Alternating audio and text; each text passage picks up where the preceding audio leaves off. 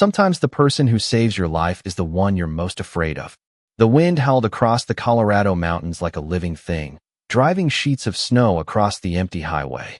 Visibility had dropped to less than 20 feet. Headlights became blurred ghosts in the storm, swallowed almost as quickly as they appeared.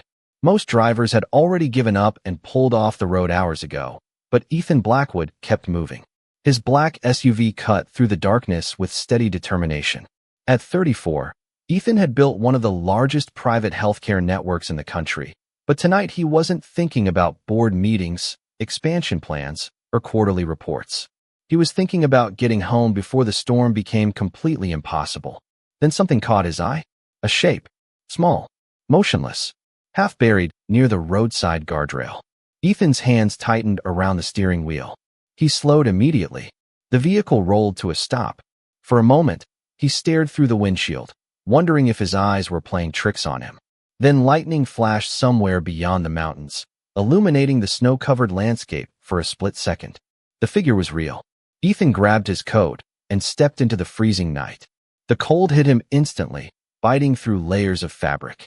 Snow crunched beneath his boots as he moved toward the figure. His pulse quickened. It was a young woman. Her blonde hair was dusted with ice crystals. Her coat was soaked through. Her lips had lost almost all color. She looked impossibly fragile against the endless white landscape surrounding her. "Miss?" Ethan called. No response. He crouched beside her and carefully checked for signs of consciousness.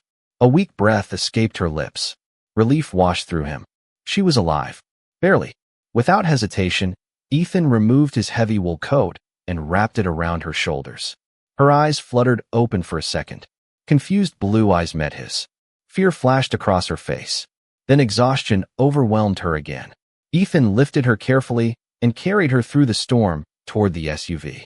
The heater blasted warm air as he placed her in the passenger seat. His phone immediately connected to emergency medical services. "Female, mid-20s, he reported calmly. "Severe cold exposure. Possible hypothermia. I'm bringing her to Blackwood Medical Center." The voice on the line asked questions. Ethan answered automatically while keeping one eye on the road. The woman stirred several times during the drive. Each movement seemed weaker than the last.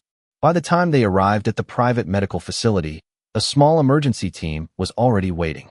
Nurses rushed forward with blankets and equipment. Ethan followed closely as they moved her inside. Bright lights reflected against polished floors. Warm air replaced the brutal cold outside. One of the nurses spoke urgently. "Her clothing is saturated. We need to get her warm immediately." The young woman's eyes opened again. Panic flooded her expression as she looked around the unfamiliar room. Her trembling fingers clutched desperately at her coat. Tears gathered in the corners of her eyes. Then, in a voice so soft it was almost lost beneath the hum of medical equipment, she whispered, "Please, don't make me take off my clothes." The room fell silent. The nurses exchanged uncertain glances. Ethan looked at the monitor displaying her dangerously low body temperature. His expression never changed. His voice remained calm, firm, and impossible to read. "Do it anyway," he said. The young woman closed her eyes as tears slipped down her cheeks. She had no idea that the cold millionaire standing across the room had just made the decision that would save her life. The steady beep of a monitor pulled Lily Carter back toward consciousness. At first, she thought she was still outside in the storm. Everything felt distant and blurred, as if she were floating somewhere between a dream and reality. Then warmth reached her fingertips. Real warmth. Not the painful cold that had settled into her bones on the side of the highway. Slowly, she opened her eyes. Soft light filled the room. The ceiling above her was spotless white. A machine blinked quietly beside the bed. For several seconds, she simply stared, trying to understand where she was. Then memory rushed back all at once. The storm, the freezing wind, the stranger. Her heart immediately began to race. She sat up too quickly, and dizziness swept over her. A nurse appeared almost instantly. "Easy," the woman said gently. "You need to rest." Lily pulled the blanket closer around herself. "Where am I?" Her voice sounded weak. "Blackwood Medical Center." The nurse offered a reassuring smile. "You were brought in last night suffering from severe hypothermia." Lily swallowed hard. Her eyes darted around the room. "The man who brought me here. Where is he?" The nurse seemed unsurprised by the question. Mr. Blackwood left several hours ago. Lily stared. Blackwood? Ethan Blackwood. The nurse adjusted in 4-line before continuing. He made sure you received immediate treatment. Something tightened in Lily's chest. She remembered his face. Sharp features. Calm eyes. A voice that had sounded cold even while he was saving her. Then another memory surfaced. The room. The nurses. Her own frightened words. Heat rose into her cheeks. She looked away. Did I say anything strange? The nurse laughed softly. Most people do after spending hours in freezing temperatures. Lily relaxed slightly, but the unease remained. She noticed a folded bundle resting on a nearby chair. What is that? Your belongings. Lily stared at the familiar coat. The fabric was dry now. Clean. Carefully folded. She remembered how heavy it had felt with snow and ice. The nurse followed her gaze. You were lucky. Lily frowned. Lucky. The nurse hesitated before pointing toward a chart near the bed. When you arrived, your body temperature had dropped to 88 degrees Fahrenheit. Lily blinked. Is that bad? The nurse looked surprised. Very bad. She spoke gently, but her words landed heavily. If you had remained outside much longer, your condition could have become critical. Silence filled the room. Lily lowered her eyes to the blanket in her lap. For weeks, life had felt like one long struggle. Losing her apartment. Losing her job. Watching every plan she had built slowly collapse. Somewhere along the way, she had stopped paying attention to how exhausted she had become. The nurse checked the monitor one last time. Get some rest. The doctor will be in soon. After she left, Lily remained still. The room felt too quiet. Her gaze drifted toward the window. Snow continued falling beyond the glass. Then she noticed something resting on the bedside table. A simple hospital intake bracelet. Beneath it sat a small silver necklace. Her breath caught. Instantly she reached for it. The chain trembled in her fingers. It was her mother's necklace. The one thing she had managed to keep through every setback. She remembered wearing it before the storm. Somehow it had survived. A folded note rested beneath it. There were only 4 words written in neat handwriting. Your necklace was recovered. E.B. Lily stared at the initials for a long moment. The man had found it. He could have left it with security. He could have forgotten about it completely. Instead, he had made certain it was returned. For the first time since waking up, the image of Ethan Blackwood seemed slightly different. Still distant. Still impossible to read. But perhaps not quite as cold as she had first believed. The next morning, the storm had finally begun to loosen its grip on the mountains. Sunlight filtered through the hospital windows, turning the snow outside into a field of glittering white. Lily sat on the edge of her bed, turning her mother's necklace slowly between her fingers. The silver pendant felt warmer now, as if simply holding it reminded her that not everything in her life had been lost. A gentle knock interrupted her thoughts. Moments later, Dr. Melissa Grant entered carrying a tablet and a calm smile. How are you feeling today? She asked. Better, Lily admitted. A little embarrassed. The doctor laughed softly. That is usually a good sign. She pulled up a chair beside the bed. I wanted to go over what happened last night. Lily lowered her eyes. I remember some of it. Not all of it. Just pieces. Dr. Grant nodded. That is normal. She turned the tablet toward Lily. Several medical readings appeared on the screen. When you arrived, your body temperature was 88 degrees Fahrenheit. Your pulse was dangerously slow.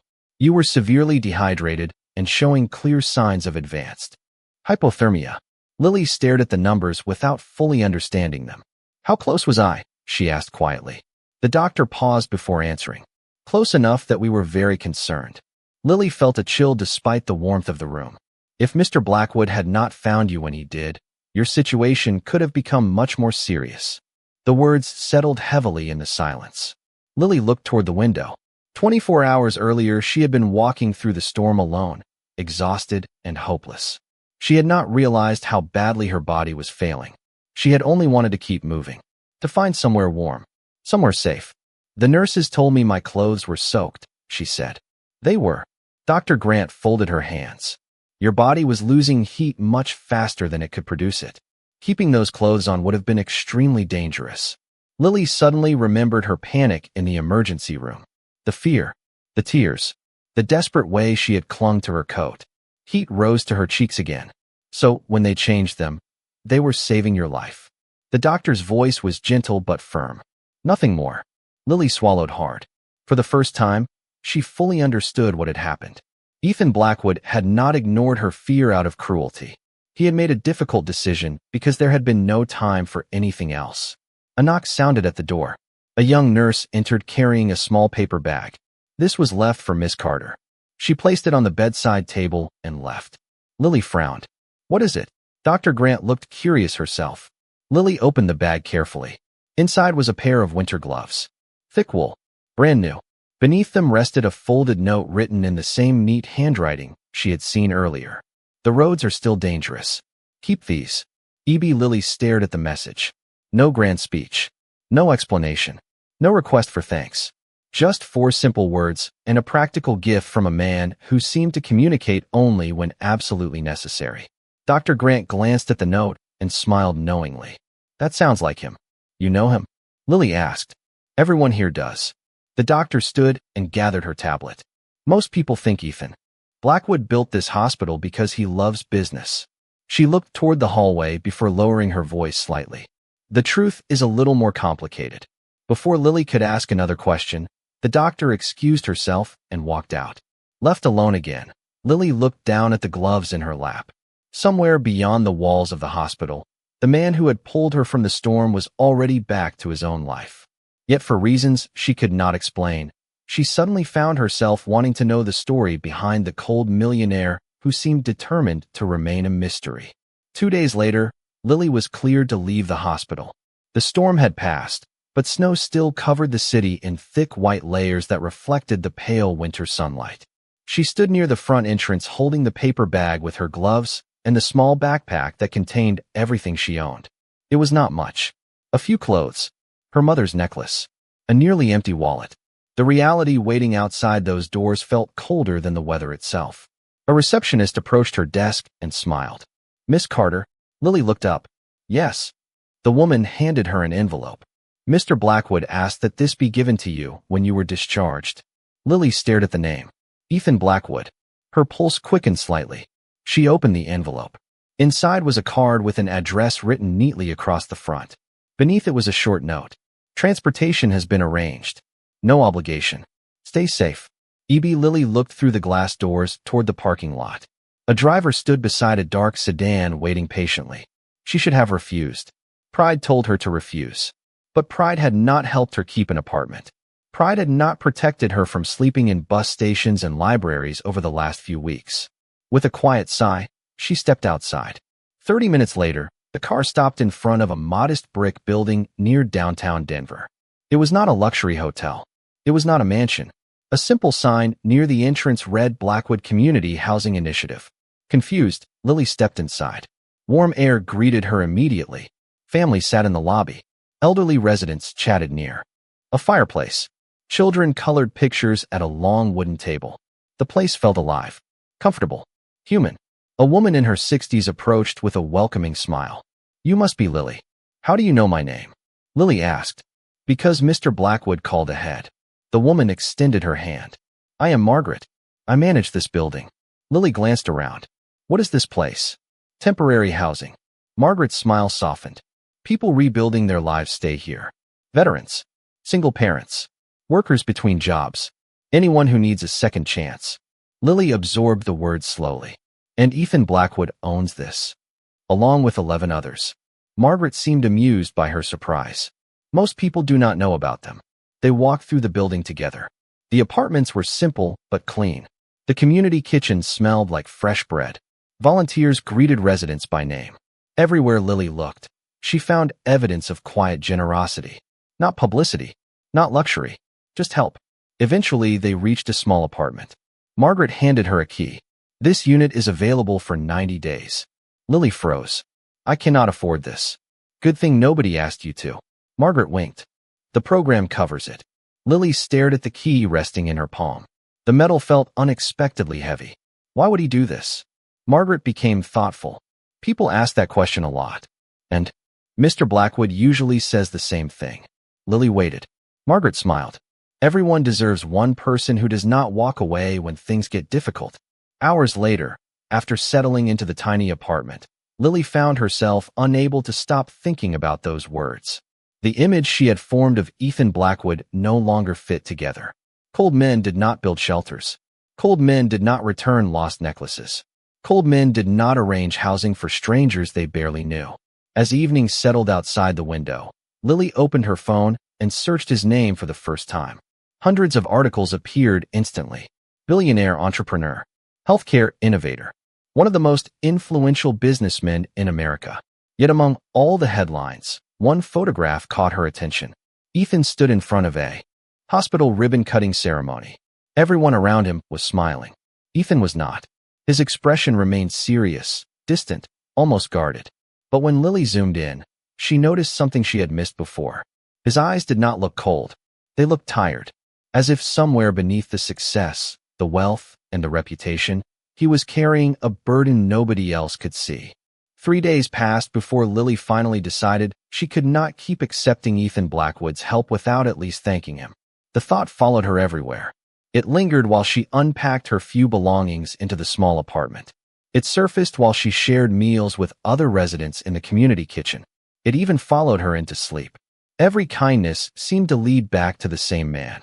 On the 4th morning, she found herself standing outside the headquarters of Blackwood Health Systems. The building rose nearly 40 stories above downtown Denver, its glass exterior reflecting the bright winter sky. People in tailored suits moved through the revolving doors with purpose. Lily suddenly felt very aware of her thrift store coat and worn boots. For a moment, she considered turning around. Then she remembered the night of the storm. She remembered the necklace, the apartment key, the gloves. Taking a deep breath, she stepped inside. The lobby looked more like a luxury hotel than a corporate office. Marble floors stretched beneath towering ceilings. A massive digital display highlighted medical programs across the country. Behind the reception desk, a woman offered a professional smile. "May I help you?" Lily cleared her throat. "I would like to thank Mr. Blackwood." The receptionist blinked. "Do you have an appointment?" "No," the woman smiled politely. "I am sorry, but Mr. Blackwood's schedule is extremely full." Lily nodded. She had expected that answer. Reaching into her bag, she pulled out a handwritten note. "Could you give him this?" The receptionist accepted the envelope. "I will make sure it reaches his office." Lily thanked her and turned toward the exit. She had almost reached the doors when a voice called from behind. "Miss Carter." She turned. A tall man in a navy suit approached. Silver-framed glasses rested on his nose. "I am Daniel Reeves, Mr. Blackwood's executive assistant." Lily froze. "You know who I am?" "Mr. Blackwood asked to be informed if you ever came here." Her surprise must have shown because Daniel smiled slightly. "Would you care to join me for coffee?" 20 minutes later, they sat in a quiet company cafe overlooking the city. Lily wrapped both hands around a warm mug. "I do not understand," she admitted. "Why has he done all this?" Daniel looked out the window for a moment. "Because that is who he is." Lily shook her head. "That cannot be the whole story." Daniel laughed softly. "You are right. It is not." He became thoughtful.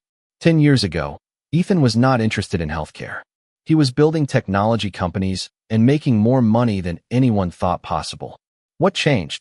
Daniel's expression grew serious. His younger sister, Emma. The name hung in the air. She became ill. Lily asked quietly. Daniel nodded. Very ill. She needed immediate specialized treatment. By the time the right care became available, it was too late. Silence settled between them. Lily looked down at her coffee. Suddenly the hospitals, the housing programs, the scholarships she had read about online. Everything began to connect.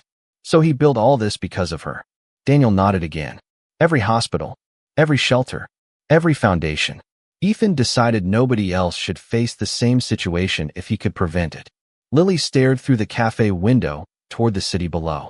For the first time, she began to understand the tiredness she had seen hidden behind Ethan Blackwood's eyes. It was not the weight of success he carried.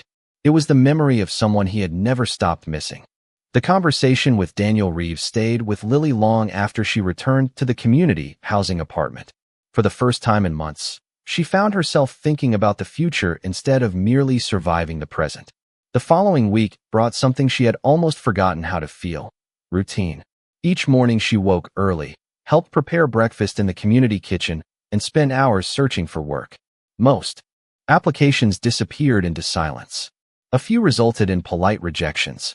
Still, she kept trying. One snowy afternoon, Margaret knocked on her apartment door holding a folder. I think this might interest you, she said. Lily opened it and found information about a small private school funded through one of the Blackwood Foundation programs. The position was for an elementary classroom assistant. It was not glamorous. It was not high-paying, but it involved children, books, and learning. Things she genuinely loved. You should apply, Margaret said. I have not worked in a classroom for months, Lily replied nervously. Then it is time to start again. 2 days later, she found herself walking through the doors of Cedar Grove Learning Center. Laughter echoed through bright hallways decorated with student artwork. Colorful paper snowflakes hung from the ceilings. The scent of crayons and fresh coffee filled the air. Something about the place immediately made her feel at ease. The interview was surprisingly simple.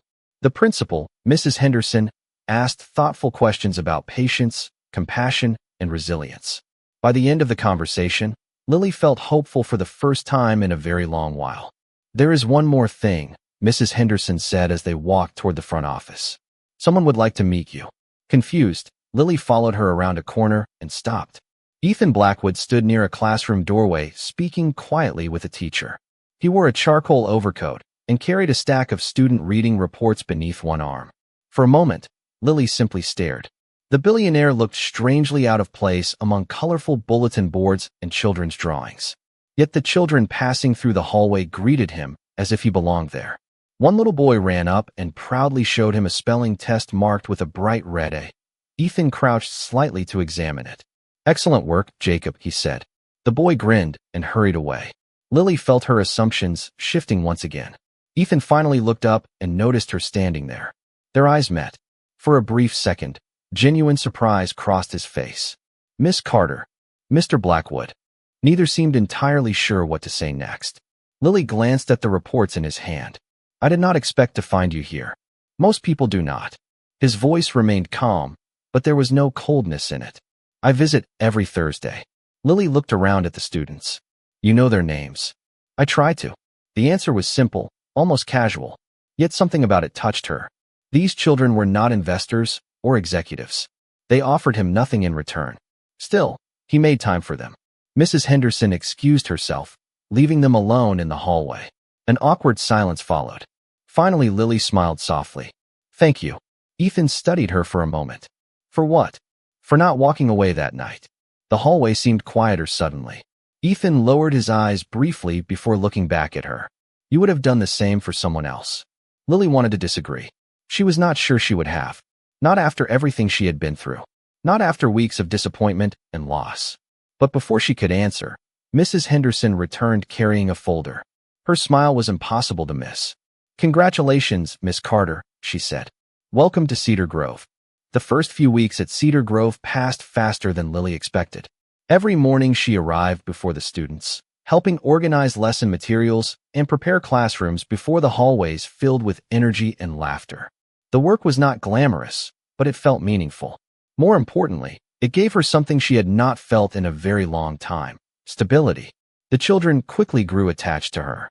They brought her drawings, shared stories about their pets, and proudly showed her every spelling test and math worksheet. Slowly, the weight she had been carrying for months began to lighten. Yet there was another unexpected part of her new routine. Every Thursday, Ethan Blackwood appeared. Sometimes he spent an hour reading with students. Sometimes he attended meetings with teachers and administrators. Other times he simply walked through the school, checking on programs funded through his foundation. He never sought attention. In fact, many visitors would have mistaken him for another volunteer if they did not recognize his face. One Thursday afternoon, Lily found herself supervising a small reading group in the library when Ethan entered carrying several boxes of new books. The children immediately surrounded him. Mr. Blackwood, one little girl shouted. Did you bring more stories? Ethan nodded. That depends. Have you finished the last ones? A chorus of excited voices answered him. For nearly 20 minutes, he sat on the carpet helping students unpack books and arrange them on shelves. Lily watched quietly from across the room. There was something fascinating about seeing a man responsible for billions of dollars discussing picture books with second graders as if nothing else in the world mattered. Eventually, one energetic boy named Oliver raised his hand dramatically. Mr. Blackwood, why do you never smile in your pictures? The room fell silent. Several teachers immediately looked horrified. Lily nearly dropped the stack of papers she was holding. Ethan blinked. What? Oliver pointed toward a framed newspaper article hanging near the library entrance. Ethan's photograph stared back from the page with the same serious expression Lily remembered from the internet search weeks earlier. You always look grumpy, Oliver declared. A few children giggled. Ethan glanced toward the article. For a moment, nobody moved. Then something unexpected happened. A faint smile appeared at the corner of his mouth. That is because photographers usually show up when I am working. Oliver crossed his arms. That is a bad excuse. More laughter filled the library. Even Lily could not stop herself from smiling. Ethan looked around the room and shook his head. I will remember that. You should smile more, Oliver informed him. People like smiling people. The entire room burst into laughter. Ethan actually laughed too. It was brief, quiet, gone almost as quickly as it appeared. But everyone noticed it, including Lily. Later that afternoon, after the students had gone home, she found herself walking beside him toward the parking lot. Oliver may have accomplished something no board member has ever managed, she said. Ethan raised an eyebrow. What is that? He made you laugh. For a second, Ethan looked genuinely surprised. Then another small smile appeared. Do not tell anyone. I have a reputation to maintain. Lily laughed softly. The sound seemed to linger in the cold winter air between them. As Ethan opened the door of his vehicle, he glanced back at her. There was warmth in his eyes now, something that had not been there during the storm. Something human, something real. And for the first time, Lily realized she was beginning to look forward to Thursdays as much as the children did. Winter slowly began giving way to early spring. Patches of snow still lingered beneath shaded trees, but the city felt lighter somehow. At Cedar Grove, the children counted down the days until spring break while teachers prepared projects and activities. For Lily, life had settled into a rhythm she had never expected to find again. She had a job she loved, a safe place to live, friends who genuinely cared about her.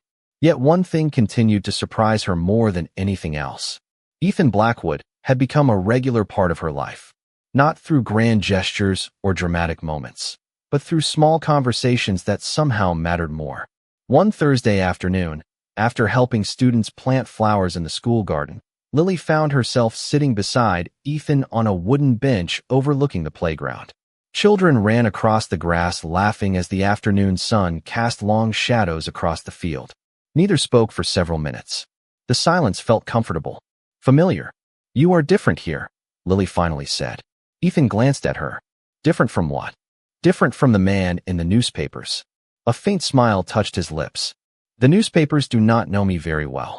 Neither do I. The words slipped out before she could stop them. Ethan looked toward the playground again. For a moment, she thought he would change the subject. Instead, his expression grew thoughtful. That might be for the best. Lily frowned slightly. Why would you say that? He hesitated. Because people tend to like the version of me they imagine more than the real one. Something in his voice caught her attention.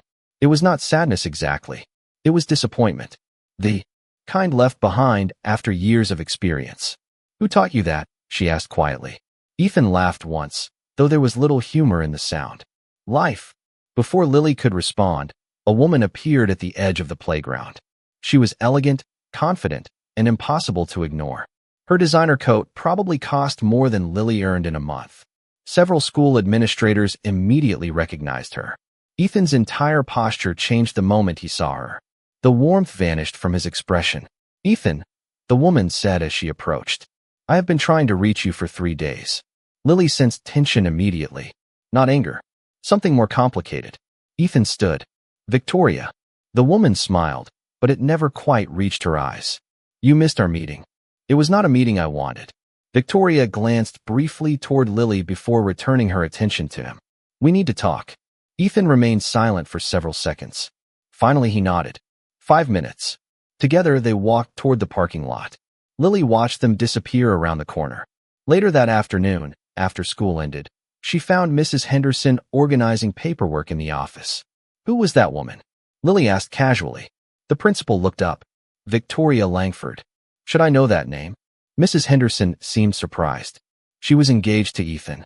Lily felt something tighten unexpectedly inside her chest. Was several years ago. Mrs. Henderson lowered her voice. The wedding never happened. That evening, Lily returned to her apartment, unable to stop thinking about the encounter. She remembered the way Ethan's smile had disappeared the instant Victoria arrived, the guarded expression, the exhaustion in his eyes afterward. For the first time since meeting him, Lily realized there were chapters of Ethan Blackwood's story she had not yet seen. And somehow, she suspected those chapters were the reason he kept so much of himself hidden from the world. Over the next 2 weeks, Lily noticed subtle changes. Ethan still visited Cedar Grove every Thursday, but something weighed on him now. The easy moments they had begun sharing seemed interrupted by distant thoughts he never explained. More than once she caught him staring out classroom windows while children played outside, his attention fixed somewhere far beyond the school grounds. Then one Monday morning, everything changed. Lily arrived at school carrying lesson materials when she noticed clusters of teachers gathered around their phones. Their expressions ranged from surprise to uncomfortable. Mrs. Henderson stood near the front office looking unusually concerned. "What happened?" Lily asked. The principal hesitated before handing her a tablet. A business news website filled the screen. At the top was a photograph of Ethan and Victoria leaving a downtown charity event together the previous evening. The headline speculated that one of America's most eligible billionaires might be rekindling a former relationship. Lily felt an unexpected heaviness settle in her chest. She immediately hated herself for it. Ethan's personal life was none of her business. Yet throughout the day, she found herself thinking about the article. By lunchtime, the story had spread across social media. Reporters were already publishing theories. Comment sections exploded with opinions. Some celebrated the possibility. Others criticized it. Everyone seemed convinced they knew Ethan Blackwood's future. Everyone except Ethan himself. 3 days later, another surprise arrived. Lily was organizing reading folders after school when an unfamiliar voice spoke from the doorway. "Lily Carter?" She looked up. A man in an expensive suit stood there holding a leather briefcase. "Yes. My name is Gregory Langford." The last name immediately caught her attention. "Victoria's father?" The man smiled politely. "I was hoping we could talk." Unease stirred inside her. They sat in an empty conference room overlooking the playground. Gregory wasted little time. "You seem to have become important to Ethan." Lily blinked. "I work at one of his schools." "You know that is not what I mean."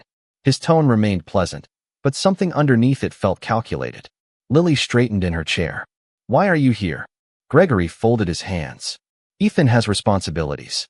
Businesses, investors, public expectations, and people." Notice who stands beside him. The meaning became painfully clear. Lily stared at him in disbelief. "You think I am a problem?" "I think the media can be unkind." He offered a sympathetic expression that somehow felt worse, especially to someone from a very different background. Silence filled the room. Gregory stood and adjusted his jacket. "I simply wanted you to understand the situation." After he left, Lily remained seated for several minutes. Outside, children laughed on the playground as parents arrived for pickup. Life continued as normal. Yet something inside her felt unsettled. That evening she walked home through cool spring air, replaying every word. By the time she reached her apartment, she understood what frightened her most. It was not Gregory's warning. It was the realization that somewhere along the way Ethan Blackwood had stopped being just the man who saved her during a snowstorm. He had become someone whose opinion mattered, someone whose happiness mattered. And for the first time since her life began falling apart months earlier, Lily wondered whether caring about someone could become its own kind of risk. The following Thursday arrived beneath a sky filled with soft gray clouds. Lily spent the morning trying to focus on lesson plans, but Gregory Langford's words continued echoing in the back of her mind. By lunchtime, she had convinced herself of something she did not want to admit. Perhaps she did not belong in Ethan Blackwood's world. Perhaps the difference between them was simply too large. The thought hurt more than she expected. When the final bell rang that afternoon, Mrs. Henderson approached her carrying a cream-colored envelope. "This was delivered for you." Lily accepted it cautiously. Inside was an invitation to the annual Blackwood Foundation Spring Gala. The event would raise money for schools, housing programs, and medical initiatives across Colorado. Her eyes widened. There must be some mistake. Mrs. Henderson smiled. "There is not." Before Lily could ask another question, a familiar voice spoke behind her. "I invited you." She turned. Ethan stood in the hallway holding a folder beneath one arm. For a moment, neither moved. Then Lily looked down at the invitation again. I do not think that is a good idea. Ethan studied her expression carefully. Why not? She searched for the right answer, but found none. How could she explain the conversation with Gregory without sounding foolish? How could she explain that she suddenly felt out of place beside him? Those events are not really for people like me, she said quietly. Something shifted in Ethan's face. Not anger. Disappointment. People like you? Lily looked away. You know what I mean. The hallway fell silent. Finally, Ethan stepped closer. No, he said calmly. I do not. She met his eyes. I am a classroom assistant living in temporary housing. You are Ethan Blackwood. A faint crease appeared between his brows. And those things matter. Ethan exhaled slowly. For several seconds, he seemed to be choosing his words carefully. Do you know why I started Cedar Grove? Lily shook her head.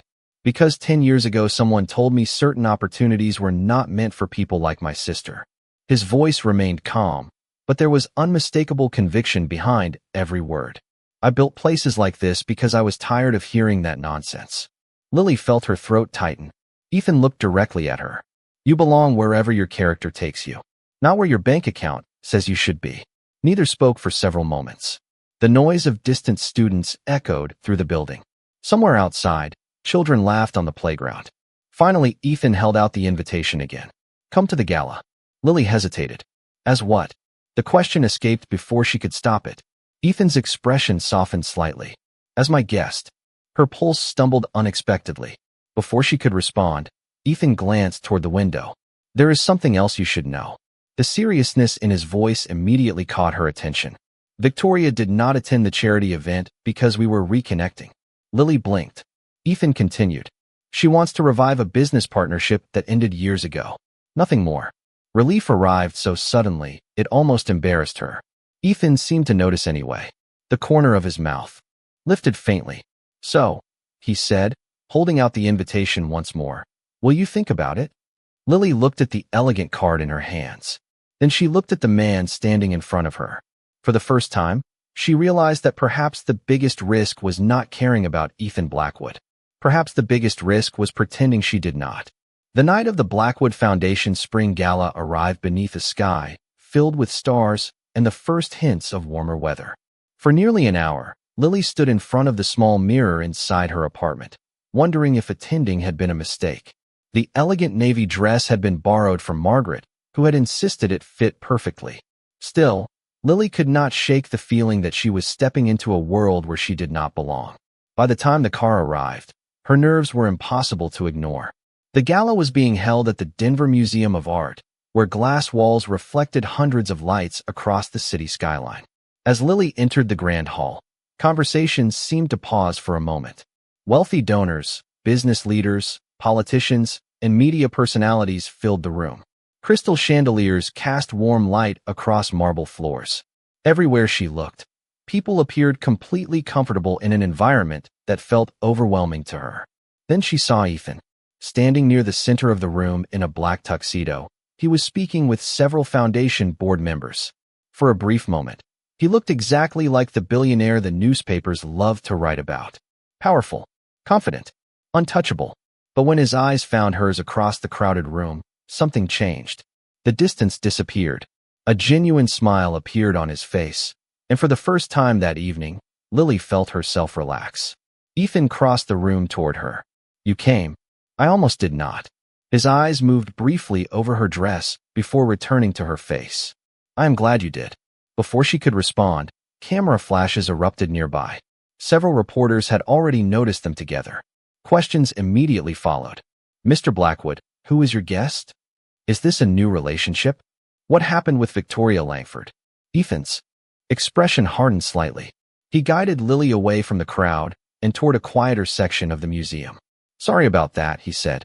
You do not need to apologize. But deep down, she understood exactly what Gregory Langford had meant. This was Ethan's reality. Every appearance became a headline. Every friendship became speculation. Every personal moment became public property. Throughout the evening, Ethan introduced her to teachers, scholarship recipients, medical researchers, and families helped through foundation programs. To Lily's surprise, very few people wanted to discuss business. Most wanted to thank him. A mother described how one of his hospitals had saved her son's life. A veteran spoke about finding housing through one of the foundation programs. A student proudly showed photographs from a scholarship-funded science competition. Slowly, Lily realized something important. Ethan's success was not measured by buildings or investments. It lived inside the people whose lives had changed because he cared enough to act. Later that evening, while standing on a balcony overlooking the city lights, Lily found herself alone with him for the first time all night. Neither spoke immediately. The silence felt comfortable, familiar. "You know," Ethan finally said, looking out over the skyline. "For years I thought building all of this would make losing Emma hurt less." Lily listened quietly. "Did it?" Ethan shook his head. "No," he turned toward her. "But helping people gave the pain somewhere useful to go." The honesty in his voice caught her off guard. For the first time since meeting him, the walls around Ethan Blackwood seemed to disappear completely. And standing beneath the lights of the city, Lily realized she was no longer seeing a billionaire. She was seeing a man who had spent years carrying grief alone, and somehow, without either of them noticing when it happened, she had become someone he trusted enough to finally let inside. The weeks following the gala passed with a quiet kind of happiness neither Lily nor Ethan seemed eager to question. Spring settled over Denver, replacing snow-covered sidewalks with blooming trees and bright afternoons. At Cedar Grove, students counted down the days until summer break while teachers prepared final projects and celebrations. For Lily, life felt almost unrecognizable compared to the desperate winter night that had changed everything. Yet the greatest change was not her job, her apartment, or even her renewed sense of purpose. It was Ethan. Their conversations had become a natural part of everyday life. Some lasted only minutes. Others stretched long into the evening after school events or foundation meetings. They talked about books, childhood memories, favorite teachers, and dreams neither had shared with anyone else in years. One Saturday afternoon, Ethan invited Lily to visit a new community center funded by the foundation. The building sat on the edge of a neighborhood that had struggled for decades. Families filled the outdoor courtyard. Children played basketball, while volunteers prepared food for a community event. Ethan spent hours greeting residents by name. Lily noticed something she had never fully understood before. No matter where they went, people trusted him. Not because of his money, because he remembered them. He remembered birthdays, job interviews, scholarship applications, and family milestones. As the event ended, Ethan led her toward a small room near the back of the building. "There is something I want to show you." Curious, Lily followed him inside. The room was quiet and softly lit. Framed photographs covered the walls. Images of families, students, veterans, teachers, and volunteers filled every available space. Lives touched by the programs he had built. At the center of the room stood a glass display case. Lily stepped closer. Her breath caught instantly. Inside rested a familiar pair of wool gloves. Beside them was a photograph of a snow-covered highway taken during the storm months earlier. "Ethan," she whispered. He stood beside her. "I keep reminders here." "Reminders of what?" His eyes remained on the display. "The moments that matter." Lily looked again at the gloves. The same pair he had left for her in the hospital. The same pair she still used every cold morning.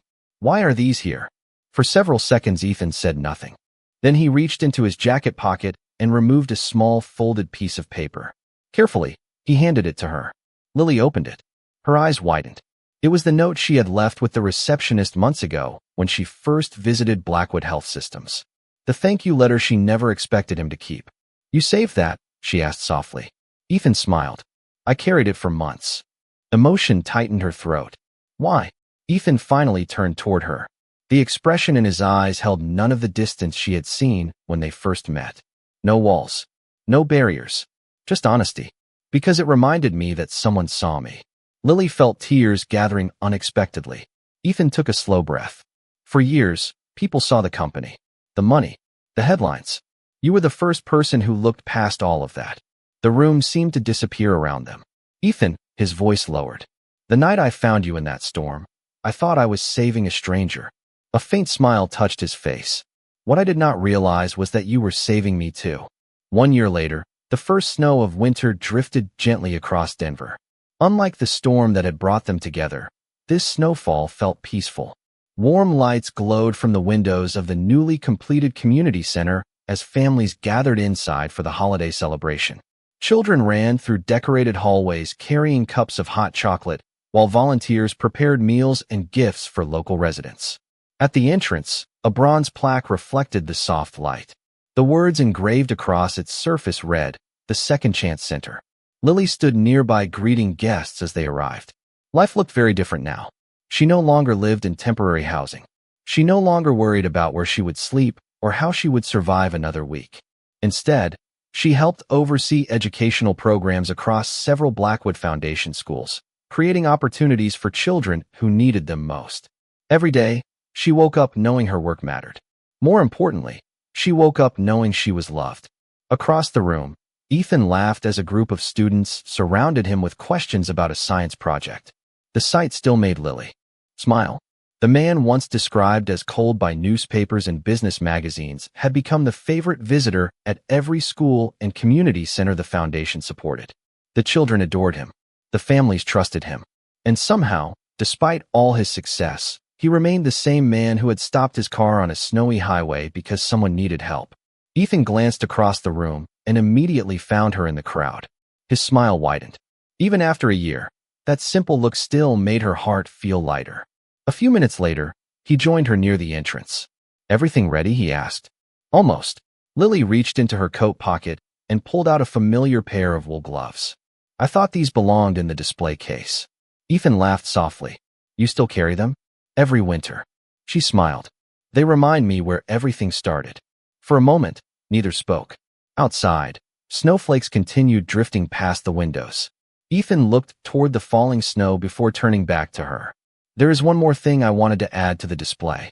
Curious, Lily followed him toward the reflection room at the back of the building. The familiar photographs still covered the walls. Families, students, teachers, veterans. Lives changed through kindness and second chances. At the center stood the glass case containing the photograph of the highway, the gloves, and the note she had written months earlier. But now there was something new. Resting beside the note was a small velvet box. Lily stopped walking. Her breath caught. Ethan opened the box carefully. Inside rested a ring unlike any she had ever seen. The center stone was surrounded by delicate silver details shaped like snowflakes. "The jeweler used part of the design from your mother's necklace," Ethan said quietly. Tears immediately filled her eyes. Ethan took a slow breath. "The night I found you, I thought I was rescuing someone from a storm." His voice remained steady despite the emotion behind it. "What I did not know was that you would become the best part of my life." The room fell silent. Even the sounds of the celebration seemed distant. Ethan smiled softly. "Lily Carter, will you marry me?" Tears slipped down her cheeks as she laughed through them. "Yes." The answer came instantly. "Certain." "True." Ethan placed the ring on her finger, and for a moment neither moved.